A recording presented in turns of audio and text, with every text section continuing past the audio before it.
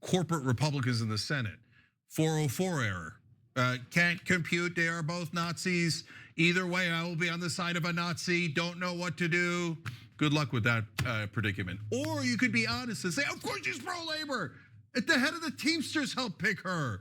In this video, we feature Ana Kasparian and Cenk Uygur discussing some of Trump's appointments. Ana Kasparian calls out the left and seemingly TYT fans as well for their TDS. Then Cenk Uygur joins in on clowning the left for calling Trump a Nazi, which is ironic considering not too long ago he was leading that charge. With that, let's watch Ana Kasparian and Cenk Uygur rip on the left for its inability to accept Trump's win.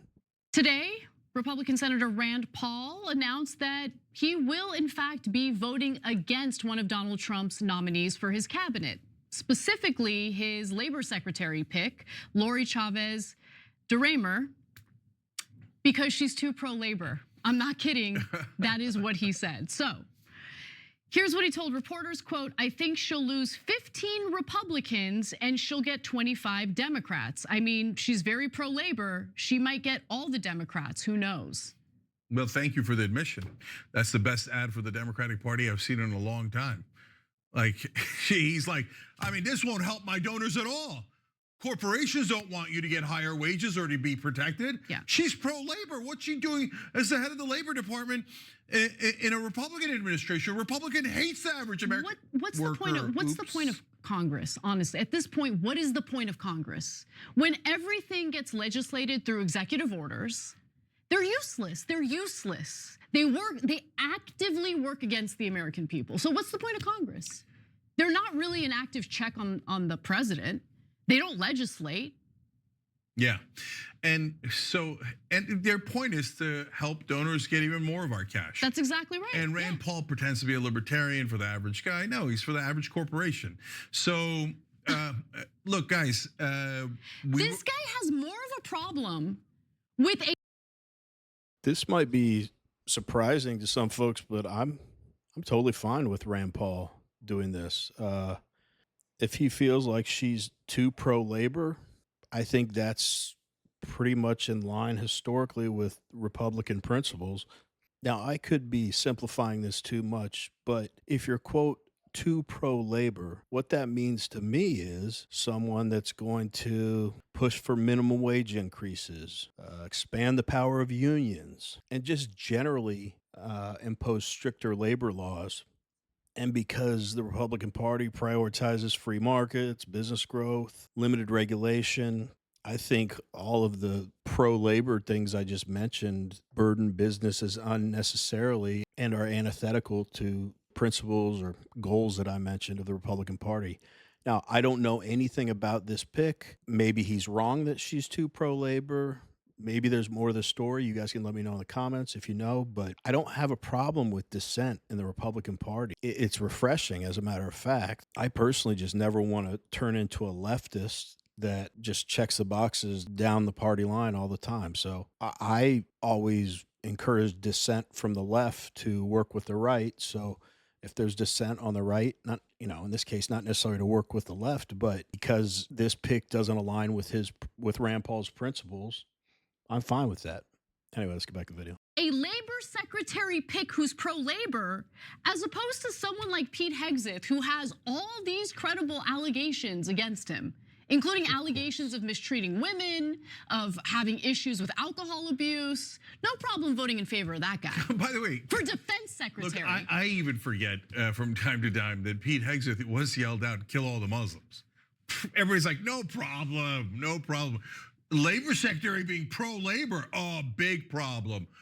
We might get 15 Republicans voting against Trump. So now let's note here for the record, we told you she was a good labor secretary, and now these corrupt Republican senators are proving us right by saying she's too pro-labor. And by the way, again, credit to Sean O'Brien, head of the Teamsters, who got her in. Right. Apparently he was right, because the corporate goons are worried she's too pro-labor. No, my favorite was when people were making the argument that no, she's actually not pro-labor, because you can't ever give Trump credit for when he does something good, like nominating a pro-labor labor secretary pick. Just W when they come, because if you're on the left, they are going to be few and far between. Okay, so credit when credit is due, but in this case, you have Senator Rand Paul saying that he's going to vote against her. I don't know how the radical left's going to react to this because either you're supporting Trump or you're Yeah, Anna makes a great point. I mean, that kind of goes to the tribalism I was talking about that I don't want our party to be, which frankly, I think both parties do too much of. But she's right in saying that, okay, Trump makes this pick that even Rand Paul thinks is too pro-labor, which is exactly what the Democrats want. And they'll still complain about the pick and still find something wrong with it. And she's so right. Like, the Democrats could work with the Republicans a lot more if they just weren't so childish and tribal and just called things how they were. They don't have to say, I love Donald Trump now, but they could say, hey, you know, for me, this is a good pick, and just move on. Then they gain some credibility. If everything he does, you just say sucks. But if when you agree with a decision he's made, just say it. It doesn't mean you're Team Trump now. I mean, this crazy desire not to give the other side a quote unquote win.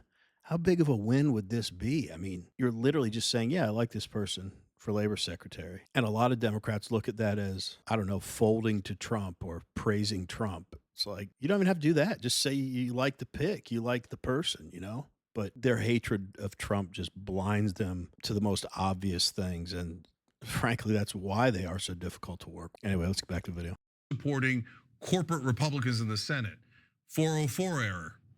Can't compute, they are both Nazis. Either way, I will be on the side of a Nazi. Don't know what to do. Good luck with that predicament. Or you could be honest and say, of course she's pro-labor. At the head of the Teamsters helped pick her. Okay, please just, can anybody be honest at all in news? So anyways, you can see here from the Republican reaction, they're not happy that she's going to fight for the average American worker. Yeah, she's on the record supporting the PRO Act. She also stood alone as the only Republican to vote. This is when she was in the House, vote against the Small Business Before Bureaucrats Act that would increase the amount of revenue necessary for the NLRB to get involved with labor disputes. Chavez de Reymer's father was also a Teamster, which is why she's got a soft spot for labor unions. She also co-sponsored bills supported by pilot and flight attendant unions and railroad unions, as well as a bill to allow workers to receive tax deductions for union dues. She has written or signed onto several letters supporting unions in their negotiations, urging the Port of Portland to end restrictions on picketing at the Portland airport, and asking for increased funding for the National Labor Relations Board.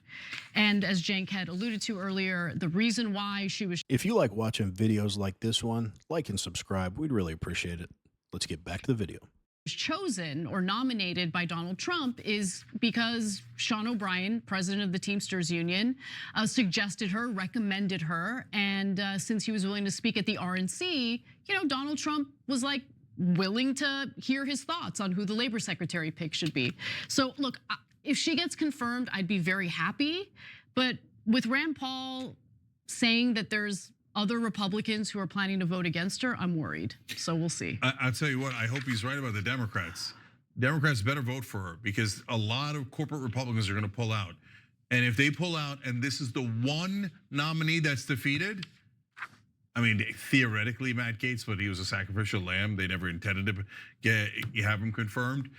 If this is the one person defeated, oh, great. You took out the one progressive, populist, pro-labor, pro-average American nominee. That would be disgusting. So for every Republican she loses. They need to stop using Pete Hegseth as like a benchmark of which appointments you should object to. They talk about things as if they're facts that just aren't substantiated. He wouldn't even be there as the appointee if there was truth to any of this stuff, or evidence rather. But of course, the best thing about this clip was the utter hypocrisy from Cenk Uygur and the way he tries to slip it in without even acknowledging it. When he did that little pretending to be a robot leftist saying Trump is a Nazi. Now, you probably missed it, but something I caught was that when he was doing that, Anna kind of gave him a side eye and an exasperated look. Like, even she's like, come on, Cenk, don't call Trump a Nazi. That's all you've done. until like a month ago, so give me a break.